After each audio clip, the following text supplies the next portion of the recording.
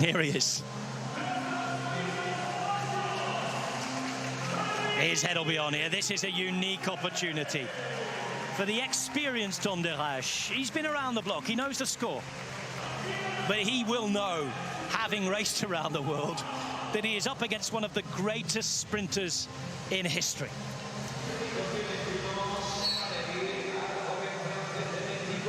He's done it in just about every discipline. Done it the main competition once every 4 years, yes. Competing under the 5 rings next year again. Those world titles you talked about. Done it at the Euros as well. He's got the Dutch national jerseys too. The winner of the inaugural Track Champions League. And a reminder, in these finals, it is just one win you need. You do, and it's also just one-on-one now. We've not got these 3-up sprints that we've had so far this evening. So the heats and the semi-finals were both 3 riders per race. Now it's just one-on-one, so it's a far more familiar situation for these riders. Now, is de Raasch going to try and surprise and shock? It's not easy, given the fact it is one-on-one, as Joe was saying. You can't hide and hope he's looking at the other rider here. Lavriesen's focus is fully on the Frenchman. It is de Raasch who's going to lead it out, but we know that Lavriesen doesn't dislike this. If he can get in the slipstream here, put in the power, he will still be favourite. But it's the Frenchman who takes that bell lap. He goes through the 200-metre line as well, but here comes the Flying Dutchman. Harry Lavriesen sailing past the competition, and the world champion looking every little bit like it, as he takes his first 20-point haul of this year's UCI Track Champions League. And this is a repeat now of the Under-23 European Championship final from earlier this year, before things got rather better for the contender on your screen.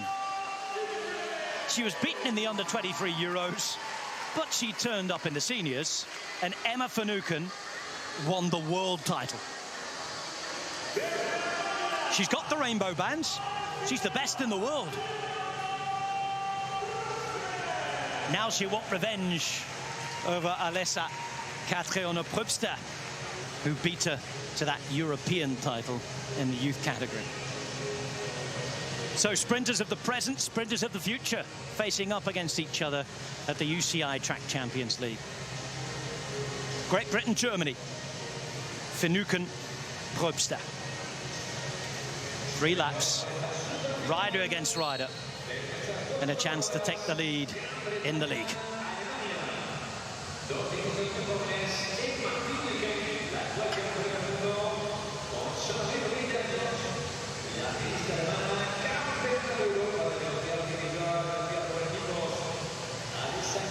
We still have Keirin racing to come tonight.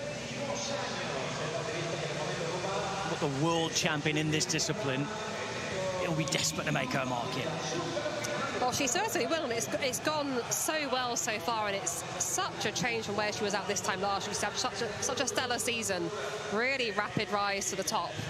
And I think also she really believes in herself now. That's the key, having that level of confidence. But back to one-on-one, the sprint here for the final. Approaching 1.5 laps to go, and Finucane just going higher on the track here. Looks around, gets the view, can now dive down. Pick up the speed as she does going into the bell lap. But it's Probster who has the lead. She has 3 bike lengths right now. Turns into 2.5. Make that 2, but there's only half a lap to go. And it's Probster who's still ahead. Finucane has it all to do coming into the final straight. It's Probster going all the way. Oh, and she's done it again. Germany with another sprint star. She's beaten the world champion. And the early league leader is Alessa Catriona Probster, the first shock of the night. And this is the event where so much can change in the blink of an eye. Just a tiny mistake on elimination lap and you are out. No more racing. That is it, done. Early bath. Yeah. Off you pop. Yeah.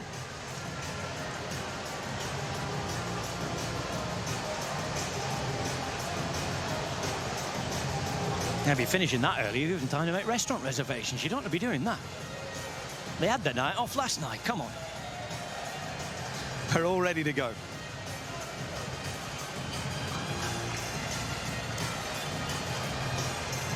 Commissaires just checking that everybody's present and correct. They're the ones who keep it running smoothly all night for us. Aided and abetted by the video referees as well.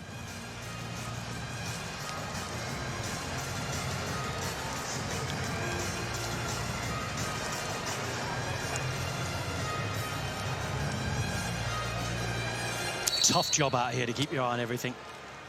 That's why we need the video replays too. Big team of commissaires down there. As we're off for the men's elimination, and when the gun goes in a minute, we'll have the official start of the race. Just a lap to get warmed up and going. And this one begins very quickly, Joe. Before we know it, 500 metres time, we're going to have an elimination. Well, that was a pretty fast neutral lap as well. Like they were straight on it. If you're at the front, you want to maintain that position at the front.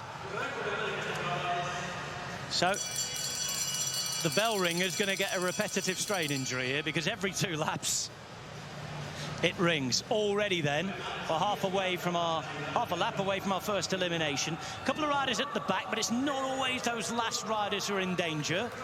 If they've got space to move up, and there's a massive crash. Oh my word. And this is going to take some sorting out. Press pause on it. This is going to take some real sorting out.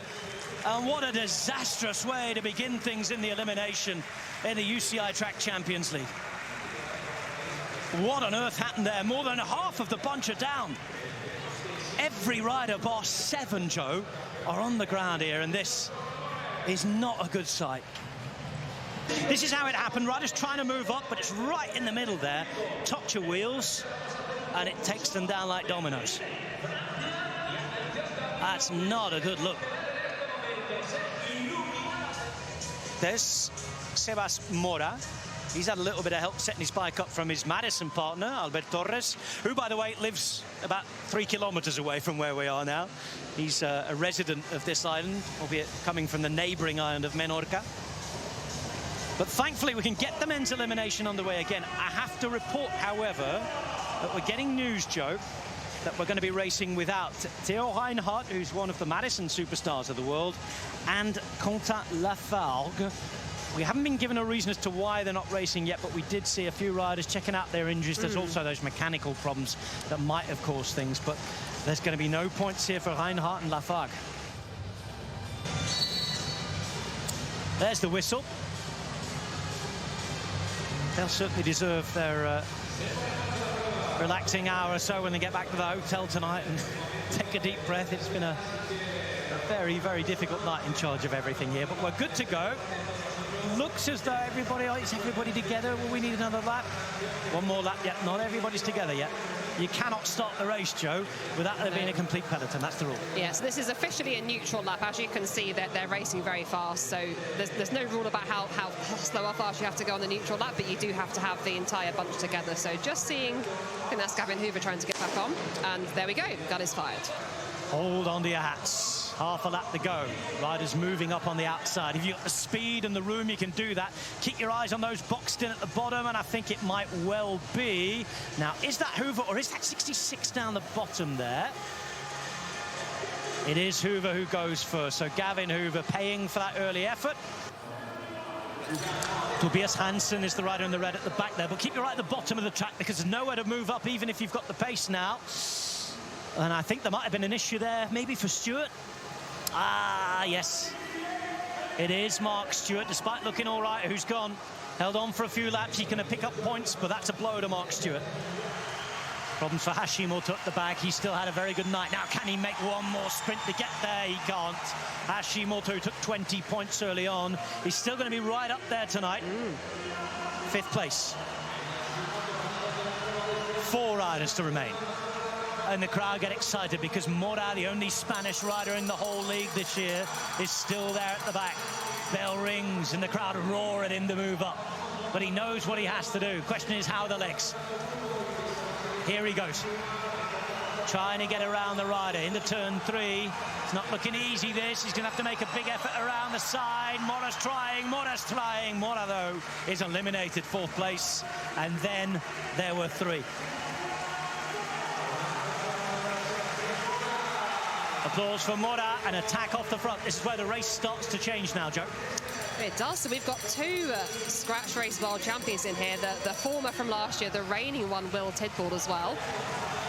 But Jules Hester on the front at the moment. Hester might have to pay, I think, for that particular effort he made a moment ago. He's trying to keep it up as Tidball tries to get around him. Hester's at the back. Hester's is eliminated. And now we focus for the first time in the race on who crosses the line first. Because whoever does that in a lap and a half's time will be the race winner. Hester's in 3rd. It's Tidball who's there. And up fighting with him is Dylan Bivic. Bell rings. Tidball to make his move. That scratch world champion. Part of the medal table topping Great British squad in Glasgow, but he's going to lose his place here. Bivic is back, and he's going to do it again in the UCI Track Champions League. His opponent applauds. Victory for Canada. High drama tonight, on and off the boards in the elimination race. It's Bivic who finishes at the top. 20 points then. And a very good start for the Canadian, with Tidball in 2nd, taking 17. Further down, after a really good start to the night, Mark Stewart taking 4. Hashimoto in the mix to be the first leader.